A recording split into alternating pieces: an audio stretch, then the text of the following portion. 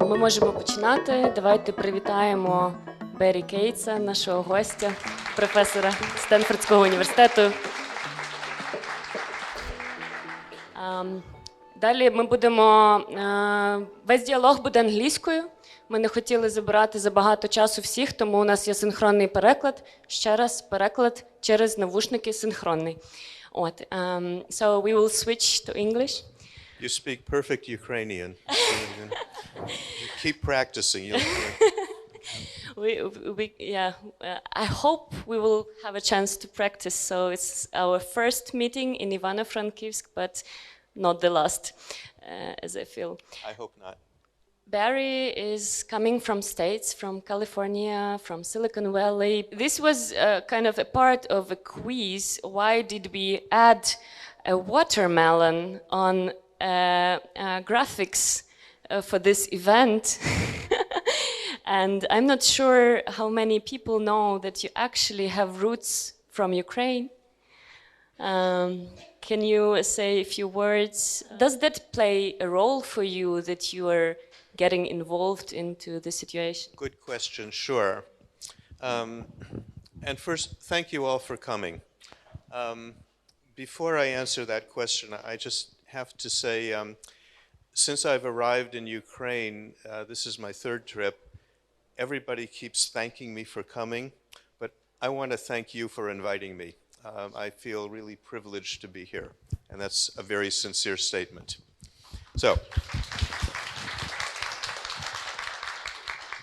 my Ukrainian roots, sometime around 1912, my grandfather left the region around Kherson and traveled to Riga, got on a boat, and went to Canada.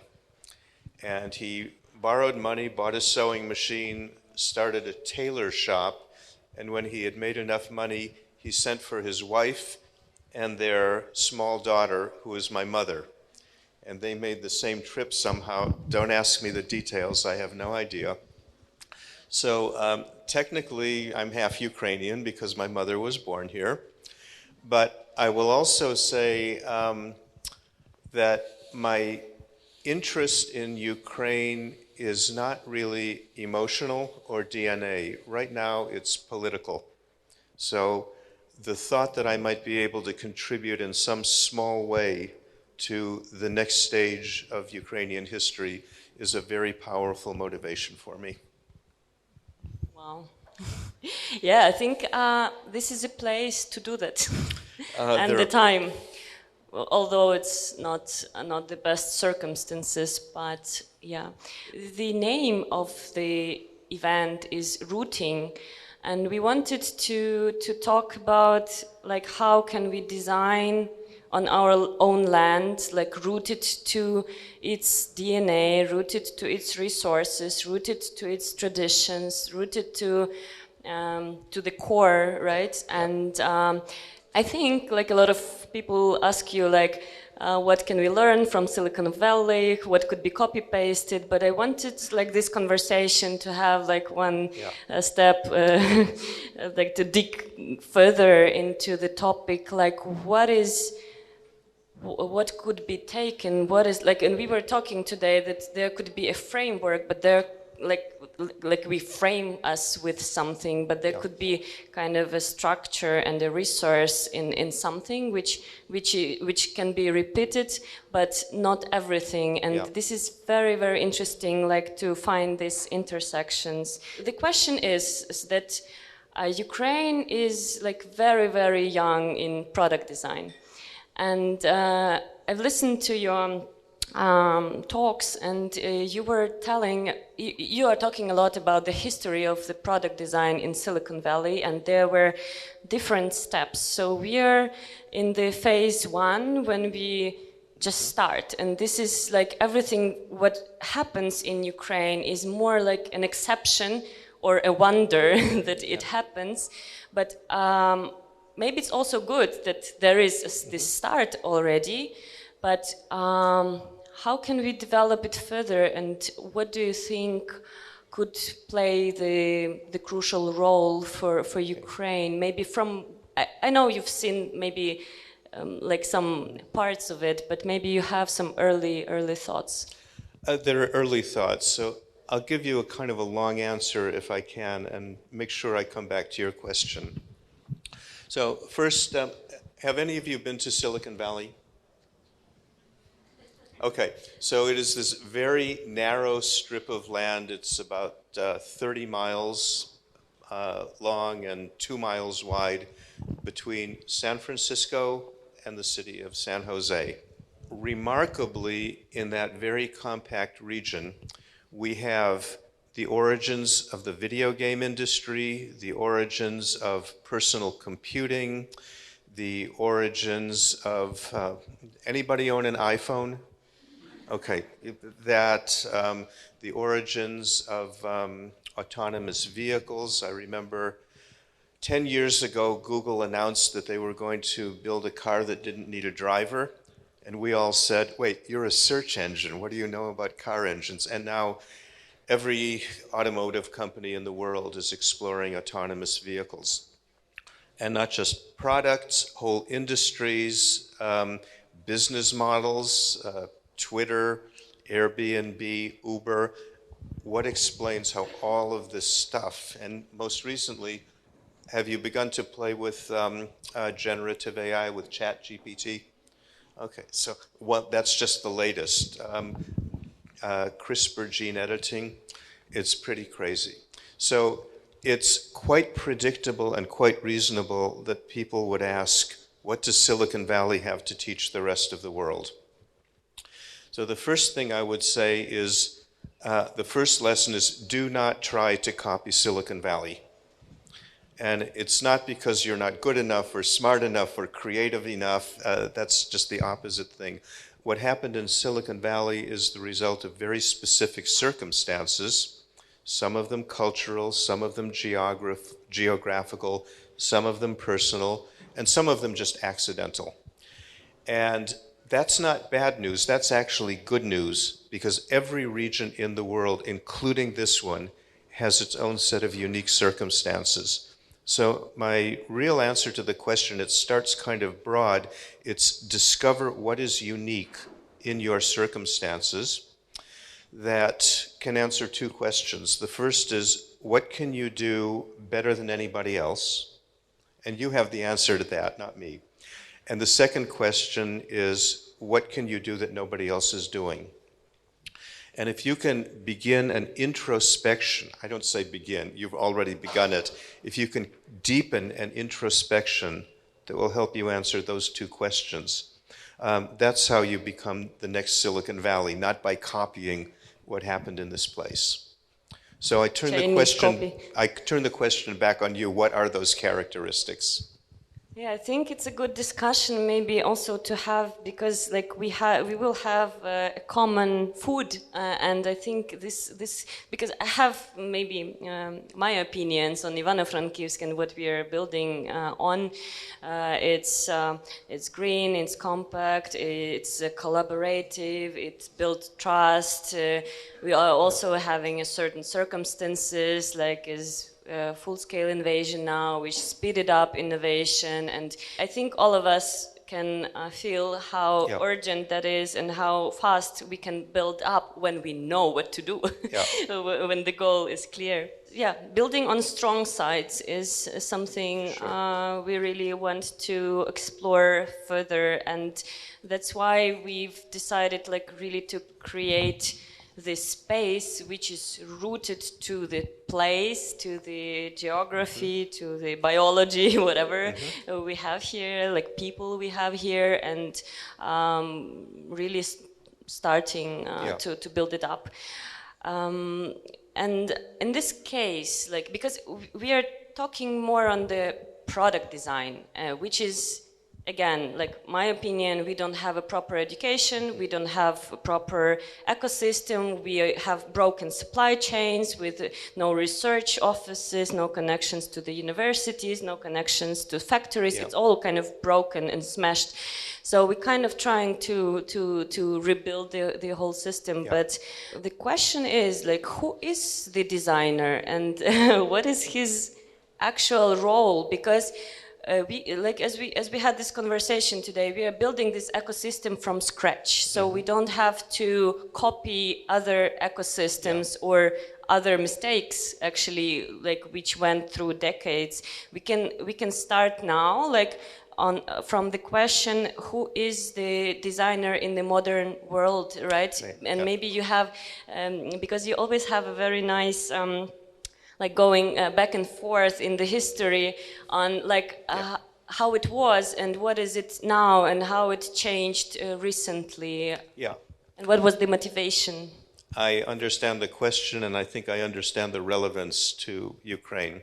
So the very short history is, well, I'll tell you in the form of a small anecdote. A friend of mine sent me a copy of a page from a very rare document. It's a telephone book. And looking at the age of this audience, you don't even know what a telephone book is. Okay, you've heard of it. We just look young. So this was the telephone directory from my town, Palo Alto, which is kind of the capital of Silicon Valley, from 1979. Is anybody born in? No, don't answer. Okay. And the reason he sent it to me was it was the page that had all of the design offices in Silicon Valley in 1979. There were 7 of them, and they were squeezed between detective agencies and diaper services, alphabetically. That was 1979. Now there are hundreds, I mean literally hundreds of offices, not just people, thousands of people. So when Silicon Valley began to be interesting to the world, there was almost no design presence at all. And to be a designer, you were designing restaurant menus and business cards and things like that. Important, but so what? Then what happened that was really historically great importance is the passage of certain key technologies from the B2B world toward B2C. So if you're designing a mainframe computer or building one, nobody cares about the user experience. That's just not relevant. But when you're designing something that you're going to be carrying in your back pocket or in your purse or wearing on your face or your hand, the experience of the user becomes absolutely critical. But these were entirely new technologies and nobody knew how to do it. So the first stage of the beginning of a design industry in my area, it was basically mechanical engineering plus industrial design. And the first generation of products, like the company I work with, did the first computer mouse and the first laptop computer. And they were horrible. I mean, I can't tell you how bad they were, because it was an exciting moment, but with no real precedent. So if I could say it this way, designers had been around for a long time, industrial designers, for instance, but mostly they had been asked to improve something that already existed.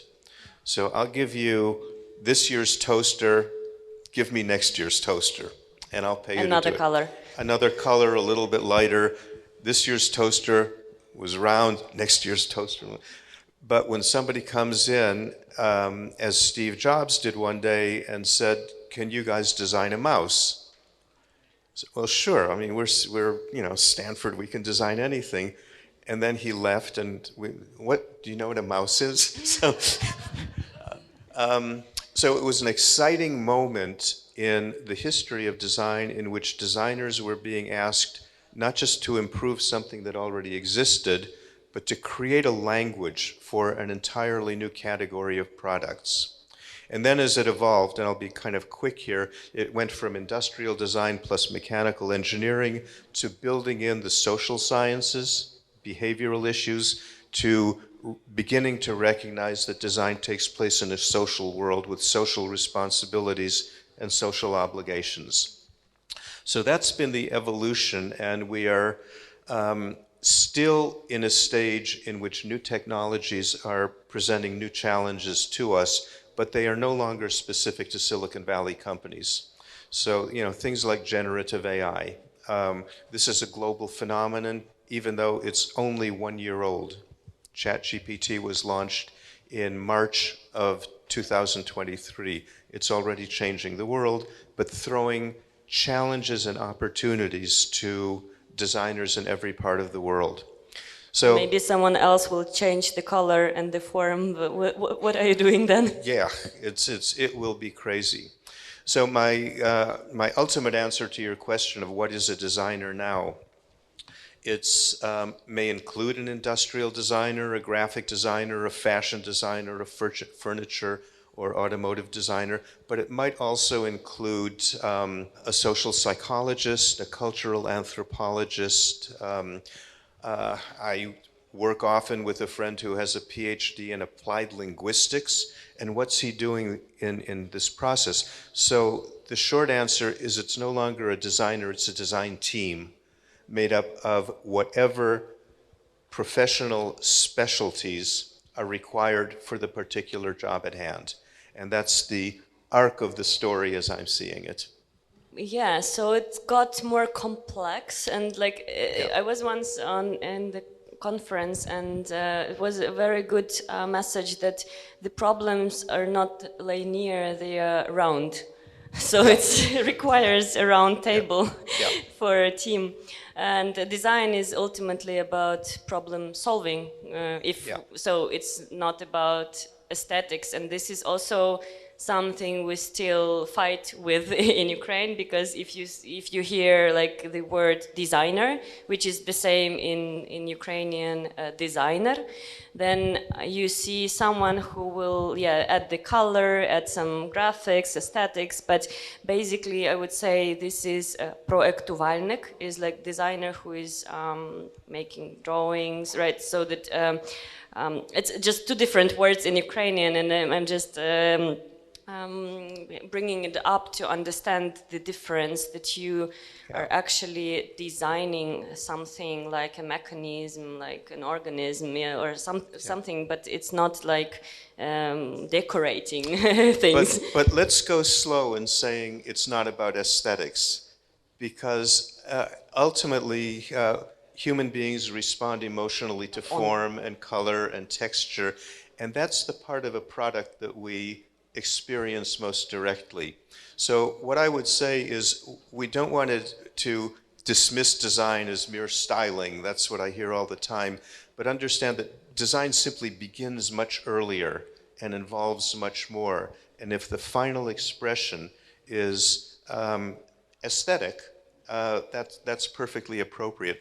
I can tell you this, that there's a guy at Harvard named Richard Garvin. I think he's no longer alive, but he wrote an interesting piece in the Harvard Business Review maybe 20 years ago, in which he analyzed the components of good design. And it started with, you can predict manufacturability, can you make it efficiently and cheaply, and then durability and serviceability, very kind of technical physical aspects. And then the last two, if I remember correctly, in his 9-point chart were aesthetics and perception, how the user perceives it. And what I've seen is those subjective elements have become actually more important. So do you know how many megapixels you've got in the camera of your phone? Okay, right. Do you care? No.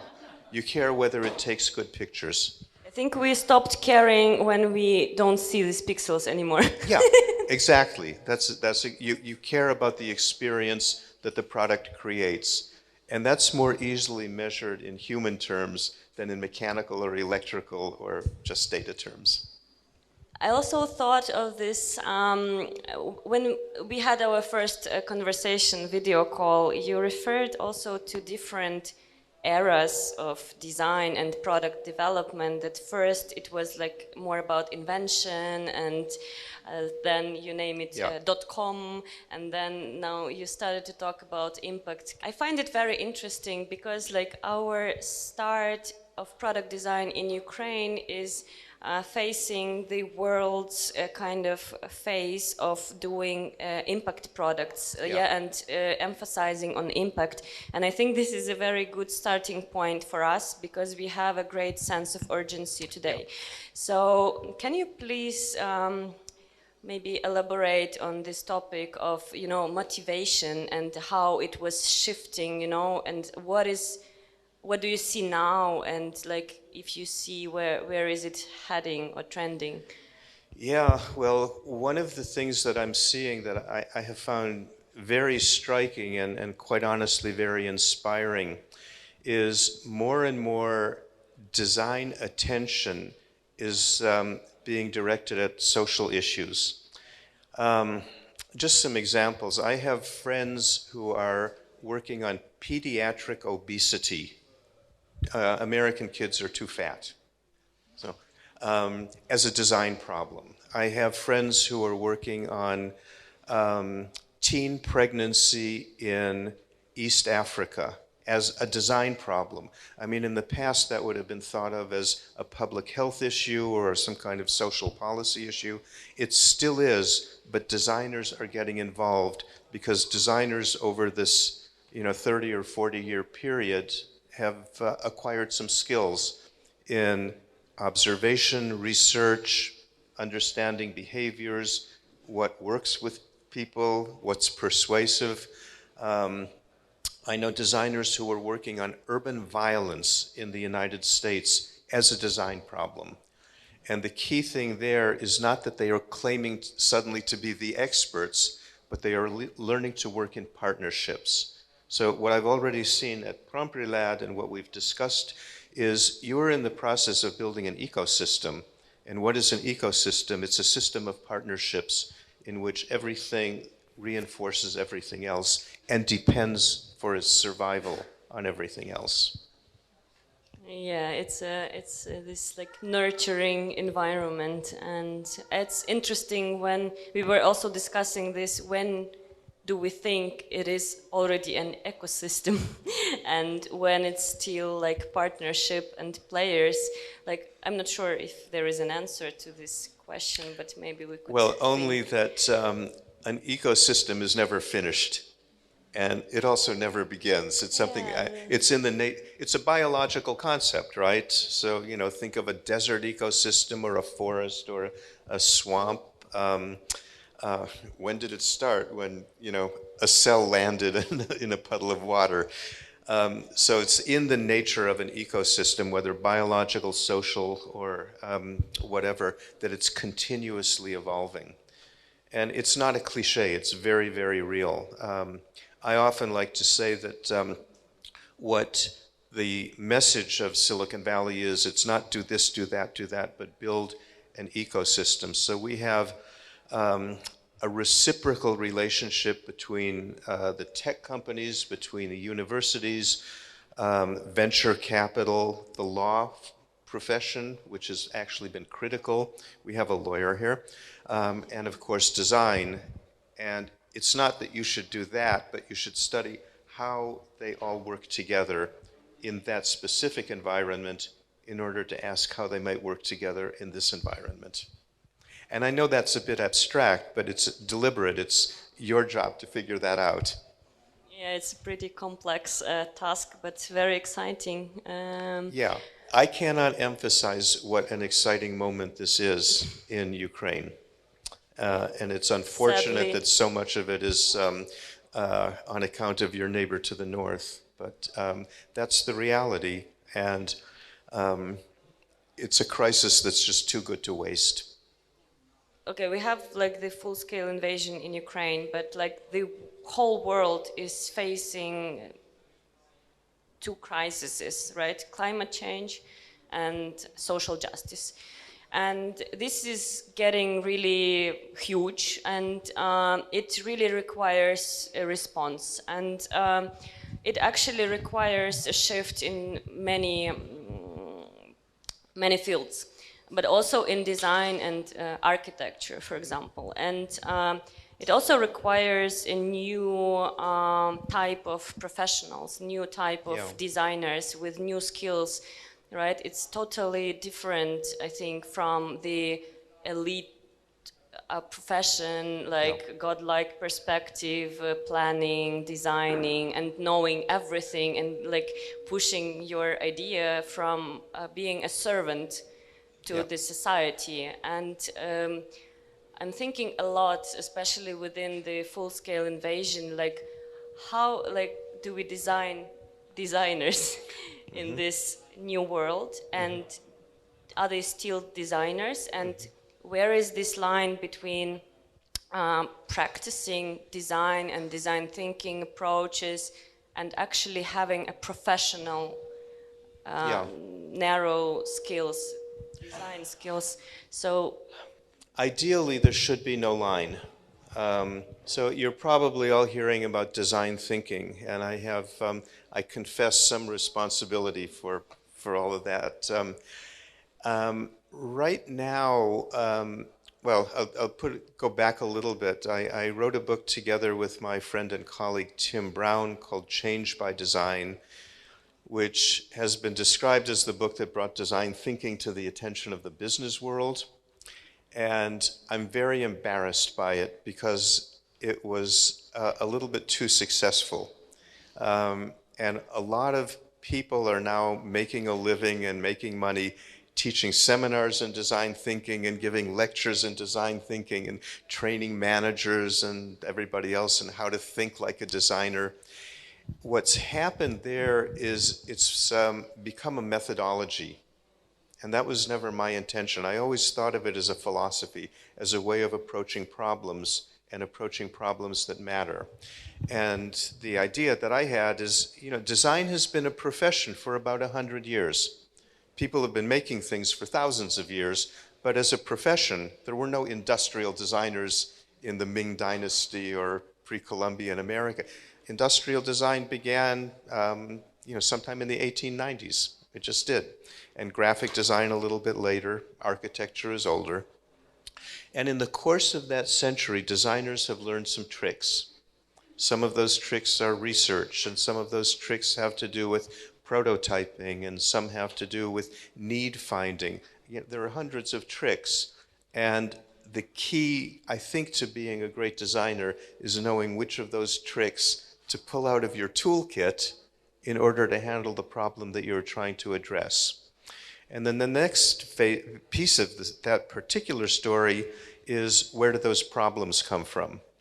And I believe that if you are working on a problem that matters and that you feel passionate about, there's a greater likelihood that you will do something great than if you were working on something stupid and trivial. Going back to the question of how we design the next generation of designers, give them problems to work on that will really motivate them and really inspire them. And they will find the tools to address them. This was my feeling as we faced, again, full-scale invasion. Any solution or any collaboration, any product was coming like 100 times faster and involving, also 100 times more people, because you know that this is exactly the problem which we need to tackle, because it's connected to survival, and then it gets really fast. Because I'm jumping from design and architecture, but I see it has a lot of things in common. So I remember Biennale in 2016, where one of the main statements was we will understand what architecture is when our lives will depend on that. And I think it applies also to the products. So if we are dependent on products which help us survive, then this, energy is very focused and you can do almost anything. So it was pretty amazing to observe like how fast like the innovation is working in Ukraine and how collaborative we can be. And like one of the issues like we've also been touching a bit today is like how do we sustain this feeling of urgency, feeling of like this need to collaborate, to create, co-create in a more peaceful time, or how can we transfer that into areas which are peaceful? Yeah, well, why don't you ask me a hard question? Okay. I'll begin to answer with another little story or anecdote. I gave a talk in Lviv a few days ago on a project that I'm working on I'm calling it the new architecture of data in Silicon Valley. So the short version is, in the last decade, 5 of the biggest Silicon Valley companies, you know all of them, Apple, Facebook, Google, NVIDIA, and Microsoft, have all, for the first time in their histories, decided to build their own campuses. So my best example there, Google owns 592 buildings in Silicon Valley, and they had never built one. They bought something that existed, another company went under and they bought it, they leased it, and they never had to face the question of who are we and what kind of a structure will serve our interests. The best line that I've heard comes from the CEO of NVIDIA, Jensen Huang, who's a real visionary leader and a very wealthy one, by the way. And when they decided to create their own headquarters for the first time in their history, he turned to the architect from Gensler and said, I want you to find the soul of NVIDIA. I want you to find the soul of the company. So rather than the style of the building or the technology or innovations, it was an introspection to discover your own essence. And that, I think, is the really fundamental and exciting challenge that Ukraine is facing right now. It's not a building style, it's not a new approach to architecture. It's using the crisis of the full-scale invasion to look inward and ask who we are and what kind of design, whether it's architecture, landscape, agriculture, is going to express the essence of Ukraine. And I can hardly think of a challenge that's more exciting than that, but it's not easy. It became very visible what are our strongest sides, what are our strongest fields, and what are our most vulnerable things. And also I think we see a lot how important people are and this human capital, and how can we build this capacity further. We work with small enterprises, startups or young entrepreneurs, and it's pretty easy. They have some project idea, we kind of work together, so they are not afraid of designers, but basically there is this kind of love and hate in design and business and engineering, and there are so many jokes about how architect talks with the engineer and how designer talks with engineers. It's like even in our team, I think we always send it and make lots of jokes, but there were some parts in your talks about like how design eventually it was integrated into big companies, and like for example me as a designer, I'm always afraid that I will have I can do a very good product, it will maybe look nice, work well, but then you have the consumer market, and sometimes the market, for example, is not ready for diverse stuff, or it's a pretty complex and a very responsible actually position for a designer, because you kind of design a product which a company needs to sell further, though they are selling something the consumer is used to, and there is always this challenge, okay, maybe that won't work, and there is this mistrust, and this, as I told, like, it's super interesting and exciting, but everyone is still afraid. Do you have any idea on what is the switcher there, what is the bottom, and what do you think can maybe some situation or success stories, or what can bring it closer? Well, do I have any ideas? Yeah, I have ideas about everything, and some of them are really bad, so I'll try to give you the good ones. There is have a debate. Good news and bad news in that story. So the good news actually goes back to your question about who is a designer and how is the nature of design changing. So I can give you one example of that, which is on the good news side, and it comes from a company that you all know, Tesla. So I spoke to the chief designer at Tesla. His name is Franz von Holzhausen, and he comes from the automotive industry. He actually designed my car. I own a little Mazda, and it's a great car. So I asked him, what is different about being a designer at Mazda or then Chrysler and being a designer in this radically new company, Tesla? And he gave me a very interesting observation. He said that in the design, in the automotive industry, traditionally, a designer is a link in a chain. So you've got R&D, manufacturing, throw it over the wall to the designer, they put it in a sexy shell and throw it over the wall to marketing, and they figure out how to sell it. And that's important, obviously. If one link in a chain breaks, the chain doesn't work.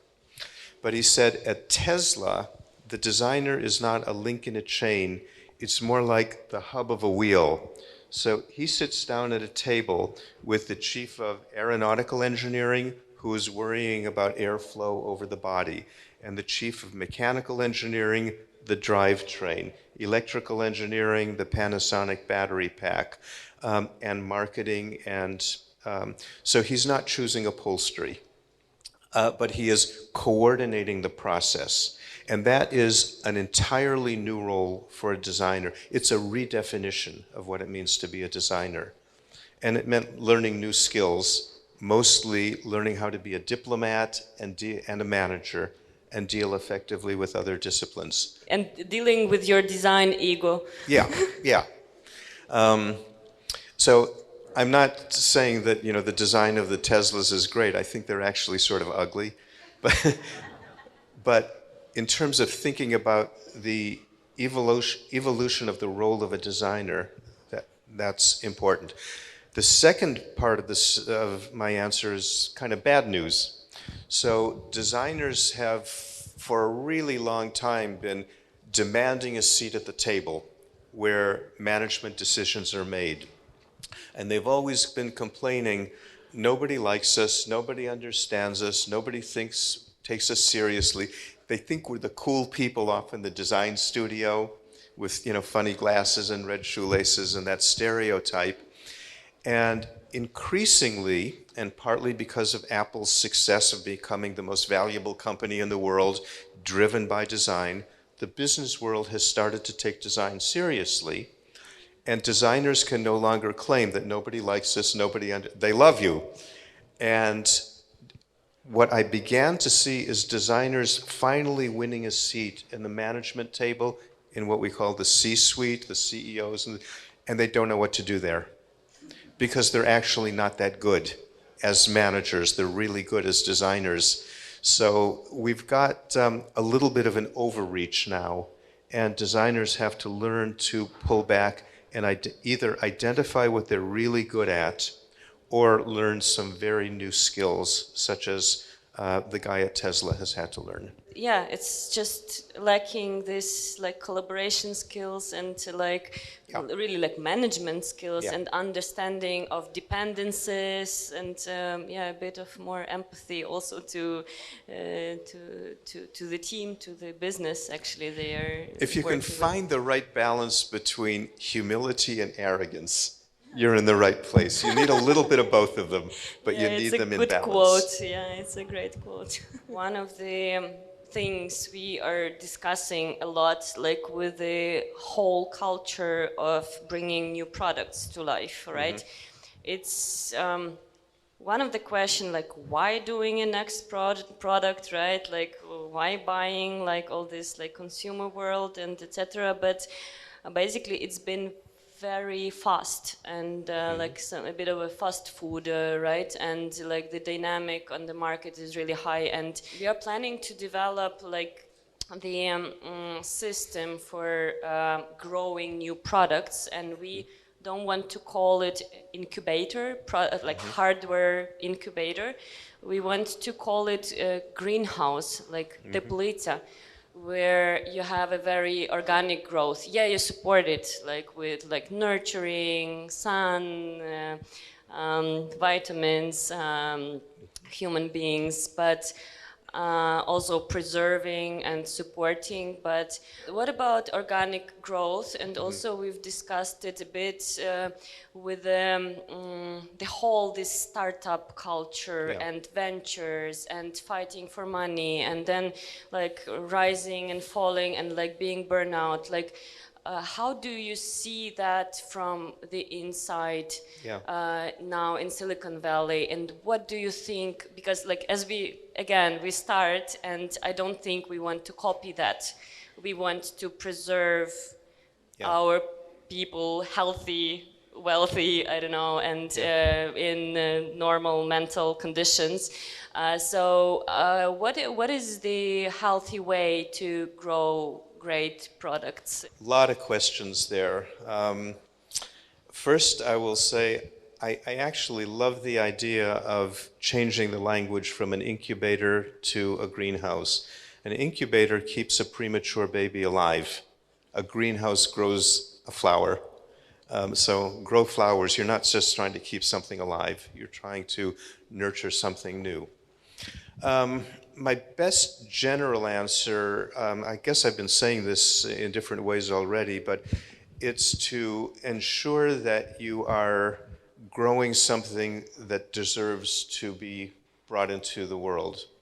I'll tell you a very quick story from my life as an academic that I always find charming. I had a class that had a very big mix of designers from many fields. And one of the students was a graphic designer, and she said that she has the habit, when she comes home from the grocery store, of taking the food products out of their packaging and putting them into containers of her own, because she didn't like opening the cabinet and having all of that advertising blasting in her face. But every time she did that, one day she realized when she's throwing away the packaging, she's throwing away the work of graphic designers. And that made her very sad. Maybe I should have switched to industrial design because their products last. And the industrial designers in the room, they went crazy. And I said, our products last. Have you ever been to a landfill? They're full of, the work of it. And the one guy said, I'm sorry, I'm studying industrial design. I'm thinking about architecture. And the architects in the rooms, because their products don't have permanence either. It's longer life. So this constant reevaluating of what you're doing and why you're doing it. And then architects think, oh my God, I will never see my building I've designed. I should switch to graphic design. That was the punchline of the story. I forgot, so thank you, exactly. And I've just got too many stories of the difference between people who invest 110% of their lives in something that really means something to them. Two of our graduate students, and this is at Stanford, were smokers. So they had the idea of a type of cigarette that didn't burn tobacco, but instead burned vapor. So they created for their master's thesis a vaping product. They called it Plume. And we've got this ethic at the university. If you have a good idea, don't just leave it in the classroom. Take it out into the world and build a company.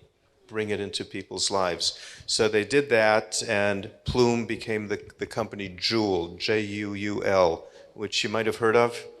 So Juul is going to go to war against big tobacco. That was their campaign. And short story, they sold it to Altria, which is the second biggest tobacco company in the world, for $12.8 billion.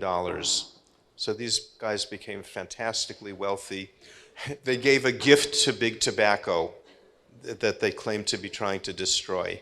Work on something that matters. Be careful. You know, it's like a greenhouse. You're growing a child, and once you send that child out into the world, you don't know what's going to happen. So be very careful in how you nurture that child and what you choose to bring into the world, because once it's there, it can end up doing much more harm than good. And I think that, you know, the story of Juul is it ended up starting with good intentions and ending up doing far more harm. You know, training a generation of middle schoolers how to smoke in the playground when nobody's looking. And as far as, you know, the startup culture and the intensity of it and is it worth it, it all comes back to working on something that really matters. And it's not my job to tell anybody in this room or you what matters. It's your job to figure that out. And maybe what matters to you wouldn't matter so much to me, but the important thing is that it's something that deserves to be brought into the world. My impression of what you're doing here is I'm overwhelmed. So I think you're moving in the right direction. You may already be there. I know this is Promptolad is a work in progress, but it's pretty fantastic. So I think you should feel great pride and great encouragement. You're moving in the right direction. In both of the schools where I've had my career, I retired this year. So that's part of why I'm here. I don't have to be at school. But I teach both I've taught both in a design program at Stanford, which is a research university, and design programs in an art and design and architecture school. It's called California College of the Arts. And in both cases, we've evolved from teaching skills to you know, technical skills, manual skills. I mean, they learn that, but almost every project that is assigned is a team project. So it's more like learning to work in a team, figuring out what are the strengths of the other members of the team, and figuring out what's missing. And, you know, part of that is it suppresses the ego. So it's, you know, a beginning student might say to me, I might say, you know, I worry about this detail or, you know, this concept. And the student will say, well, that's not my idea. And I have to say, we don't care about your idea. We care, well, of course we do, but we care about whether this product will be useful to somebody in the world. And you may have to sit on your idea in order to make that happen. The user is more important than you.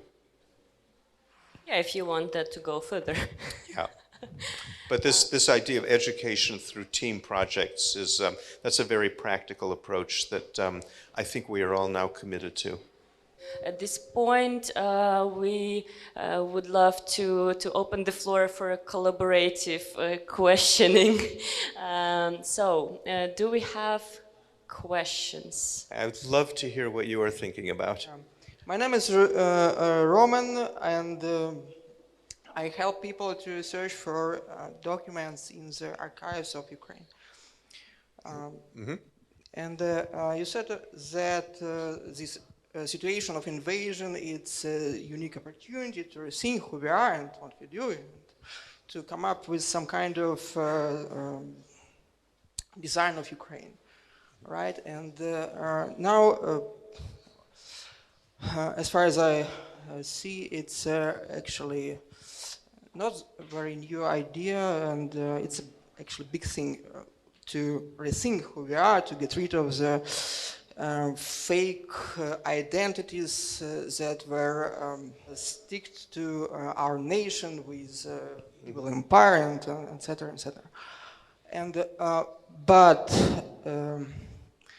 I think that the answer of this for this question is mostly tended to be directed to the past, and we are someone who were lost several centuries ago, and now we have to reborn again. And what do you think? Is it advantage or disadvantage to be gravitated to the past? Yeah. And second part of the question, maybe, do you know any examples of the culture that had been so much gravitated to the past and succeeds to turn to the future, except of Japan? Yeah. Is it an advantage or a disadvantage to be tied to the past? And my answer is yes. Wait, you said this or this? It's a fact whether you want it to be or not. And so I think you want to take your reality and turn it to your advantage. So that's part of the message that I gave at the beginning about why you don't want to copy the model of Silicon Valley or anybody else. What I can say about the current crisis is this is a very rare moment for any country, any culture. And it's tragic that it's in the context of a war, of a full-scale invasion. But the world is paying attention to Ukraine right now in a way that it never has, at least certainly not in my lifetime. And I can tell you, I'm not proud of this, but I can tell you that 2 years ago, most Americans could not find Ukraine on a map. Oh, it's some Kazakhstan or something like that. Today, people know the names of the suburbs of Kyiv. So it is a moment in time and in history in which the world is paying attention, and you should seize that. It's an opportunity, and it's tragic that it's an opportunity born of war and violence, but it's an opportunity nonetheless.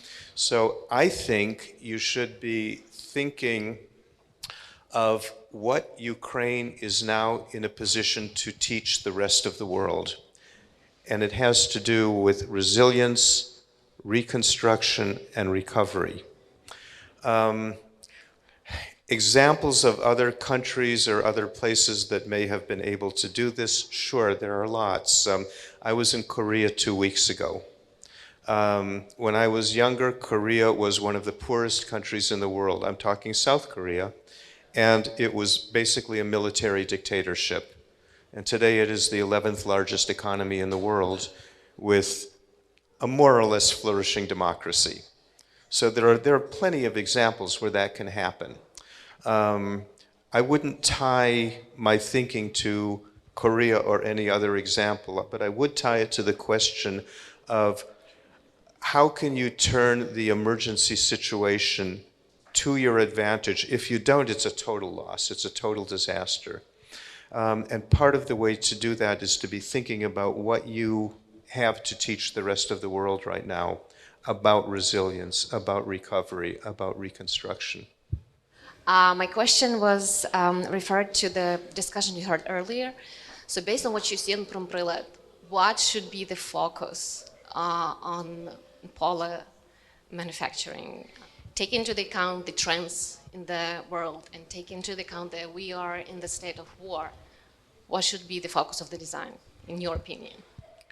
Yeah. As usual, I'll give you a long answer as I think about how to approach the question. Part of the long answer, you asked how many times I've been here. So apart from my DNA 120 years ago, I was teaching a course at Stanford, and there's a program there called the Knight Fellows that invites international journalists from around the world to spend a year at Stanford.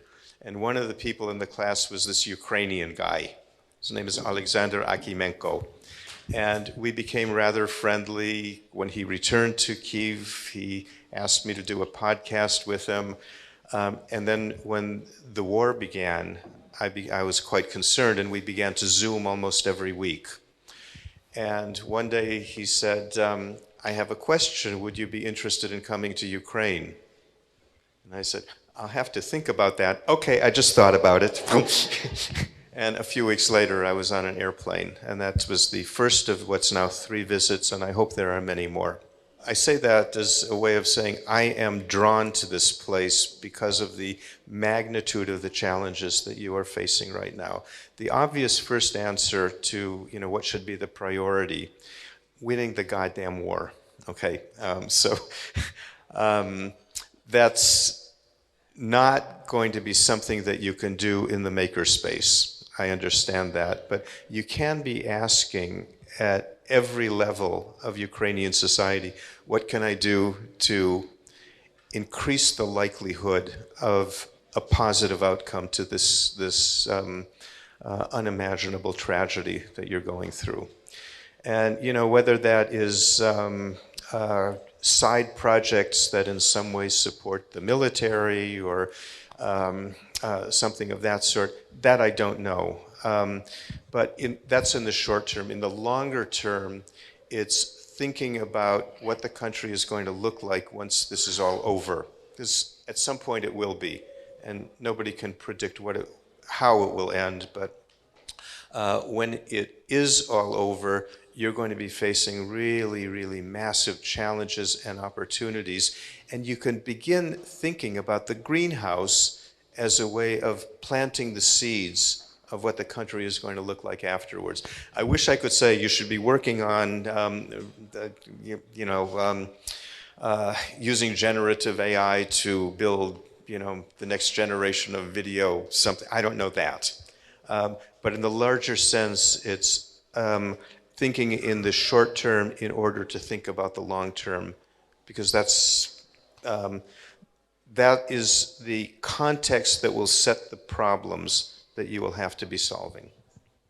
I'm sorry if that's a kind of a general answer. I know it's necessarily vague, but behind it is it's my opportunity to challenge you to think big, and it's your responsibility to put that into practice in the lab, in the workshop, in the makerspace. I know it's just responsible to say where to go, so you don't want to tell others, but what would you do here?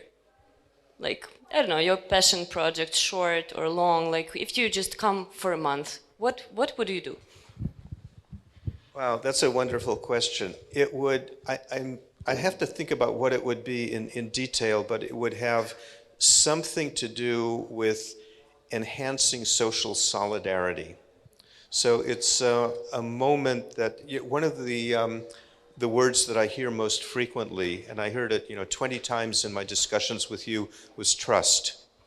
And whether it's trust between designers and manufacturers, designers and managers, designers and engineers, designers and designers. I would want to be working on something that was about building, or in some cases rebuilding, trust across as many sectors of Ukrainian society as I could.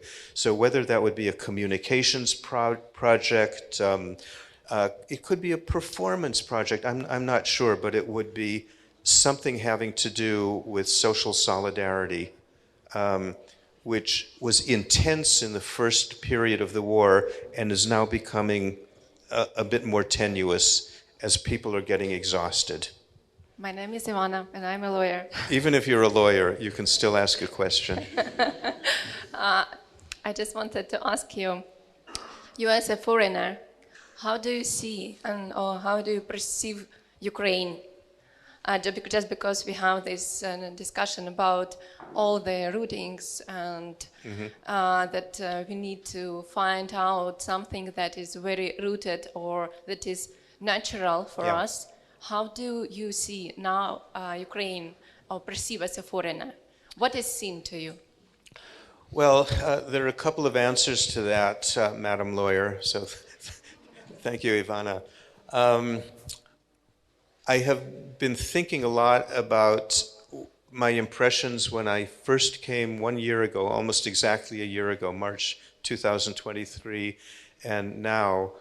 And my impressions a year ago were, I was, feeling bravery, courage, determination, resistance. I'm still feeling that, but I'm also feeling, I have to be honest, some exhaustion. And I think you're going to have to fight against that exhaustion. And that will not be easy because, I mean, this thing is brutal. 160,000 buildings have been damaged or destroyed. How can you not be demoralized by thinking of the magnitude of the task of rebuilding there? Another side of the answer, my answer to the question, which I said in the lecture that I gave in Lviv a few days ago, Ukraine is not just within the borders of the country. It's increasingly becoming a hybrid nation. So you've got, what is it, 8 million refugees now? Is that the right number? Some of them will not come back. And then in addition, you've got Ukrainian expats, people who are already living abroad. I know many of them in California. And most of them are not coming back. But that does not mean that they are alienated from Ukrainian society and no longer part of it. It's a remarkable moment of global solidarity between people in the country and the Ukrainian diaspora. And I think you have an extraordinary opportunity to think about yourselves as what I'm describing as a hybrid nation, and capitalizing on the goodwill and the energy and the profound loyalty of the global Ukrainian population, and not just thinking of yourselves as within the borders of the physical country.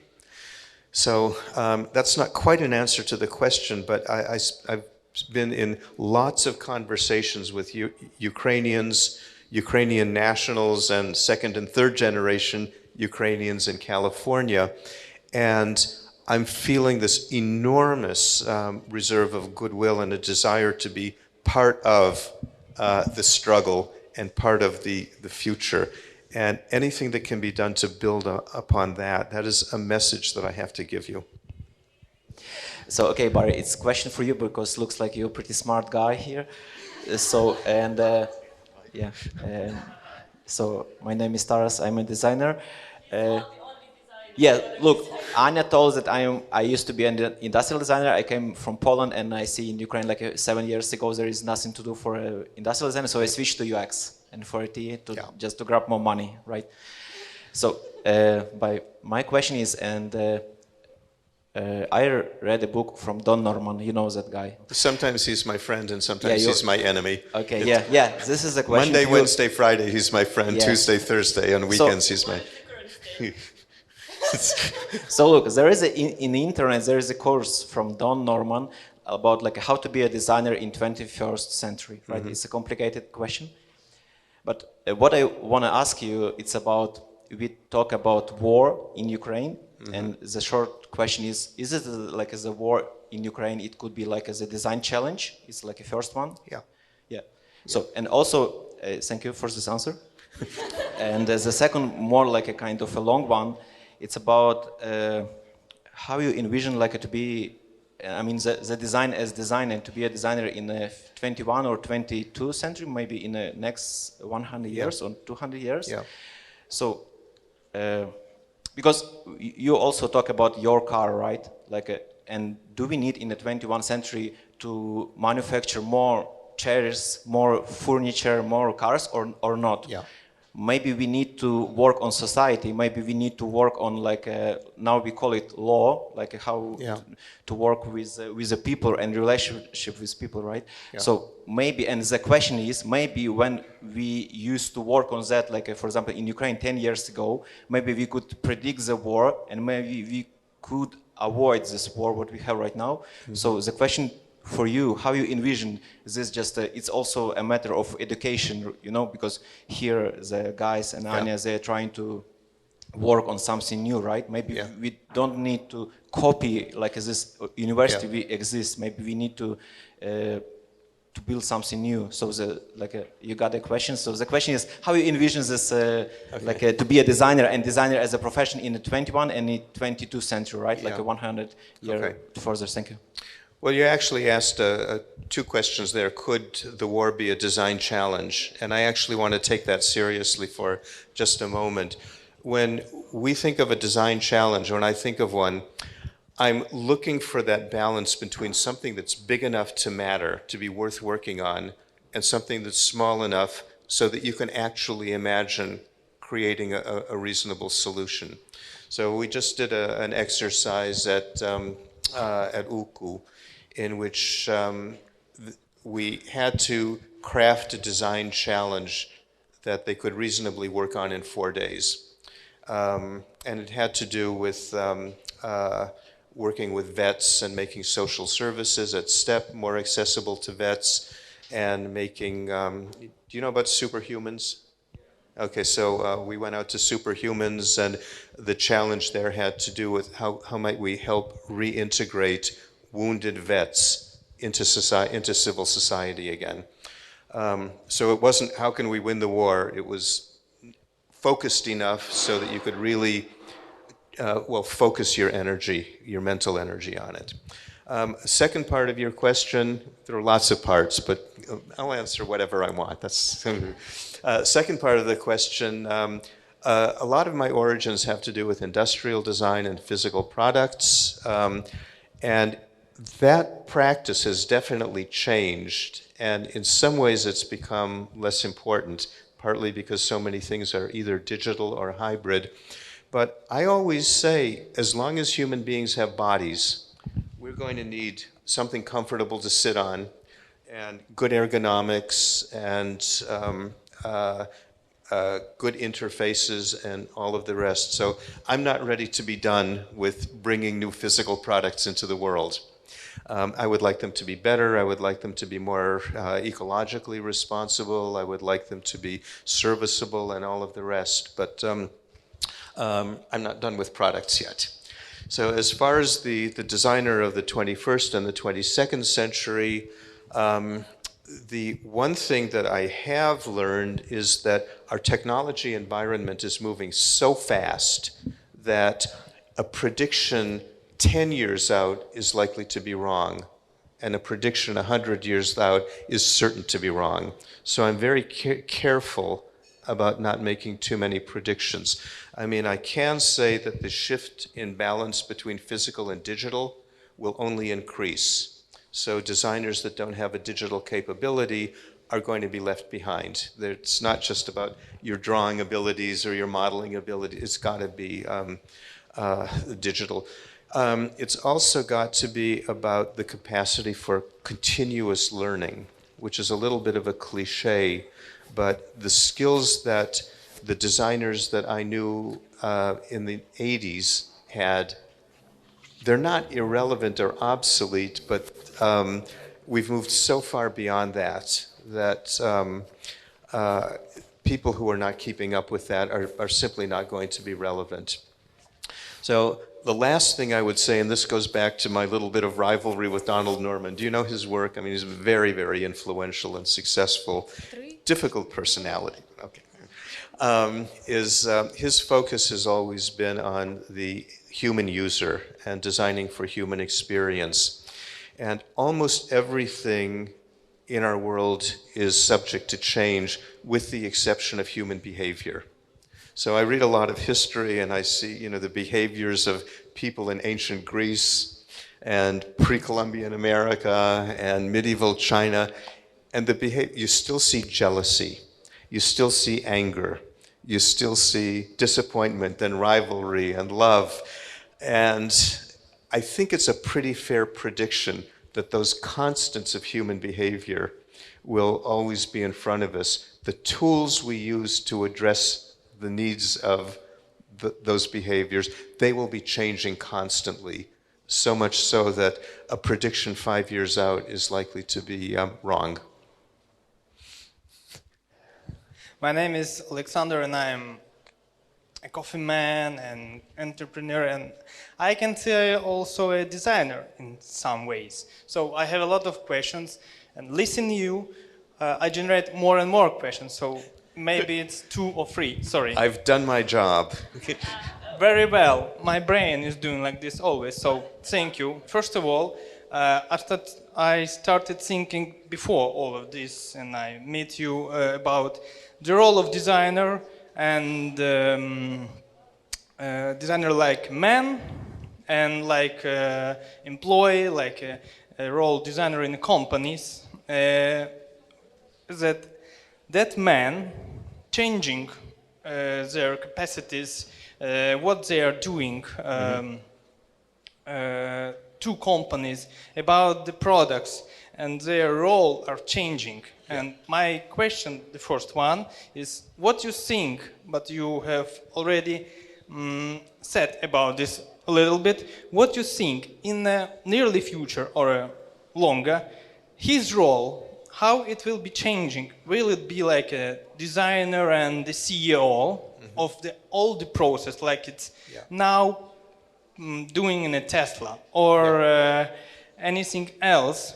You know, when some entrepreneurs or investors or someone who is a scientist will call them, I am a designer scientist because of this or that. So what do you think? How it will change the role model and business model in this nearly future? Yeah. Can I first ask you a question? What is the Ukrainian word for designer? Designer. Okay. It's the same in almost every language. Not quite every language, but almost every language uses the same word. And what the etymology of design means, think of the word sign or signature or insignia. They are all ways of making a mark on the world. So ultimately, what a designer wants to do is make a mark on the world that has significance. That's another S-I-G-N word, sorry. Designers are creating meaning, and that's the real job, creating meaningful things. There is room for an incredible diversity in how you practice that. So some designers, such as the guy at Tesla that I mentioned, and a small number of others, will make it into the C-suite and be in a position to influence corporate decisions. Johnny Ive at Apple was the second most powerful person in the company, and his training is from art school. So he does not have an MBA or even a law degree, Royal College of Art in London, and then he finds himself the most powerful, second most powerful person in the most valuable company in the world. Or he did before he quit, because he got fed up with it. And then there are designers who are at the bench working on the small technical problems that are still, very much part of design, and it's all okay. If you don't become a successful entrepreneur, it's okay. If you do become a successful entrepreneur, so much the better. But what I would like to say just as an answer is there's room for an extraordinary diversity of ways of creating meaning, which is what design is ultimately all about. And I hope that that's a bit of an answer to a very interesting question. And, my brain hurts thinking about it too, so you're not alone. The Ukraine that comes out of the war will not have the dependency on the Soviet legacy, but it's going to be a long process of changing it. I can't answer it in the kind of detail that would be valuable to you. That's really your job. I can say that the war between design and engineering is not yet over. And I still hear too many stories of, sending my students off into big entry-level careers in tech, and they're coming back and saying, the engineers hate me, or the engineers don't understand me, or the engineers are asking me to do really trivial stuff and not help them in the decision-making. And the designers themselves that I often talk to, it's not as if they don't have any responsibility for this. So, the real task is for design and engineering to learn how to talk to each other in meaningful ways. And if you're going to address this huge problem of building a set of authentic Ukrainian standards, that's what design education is really going to be all about. It's going to be training the next generation Not as, how do we combine this and that, but how do we create an entirely new type of person who embodies both of those. So if you know about the Bauhaus in Germany in the 1920s, they had artists on the faculty and they had technical people. They didn't have any designers because there was no such thing. And their objective was to train a new generation of people who had part of the art and part of the technical stuff, and they would be called designers, and they would go out into the world with these new capabilities.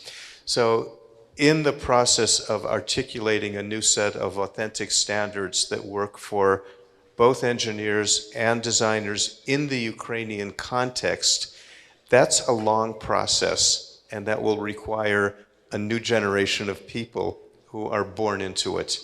So that's the best I can do there. Thanks. And I should say some of my best friends and worst enemies are mechanical engineers.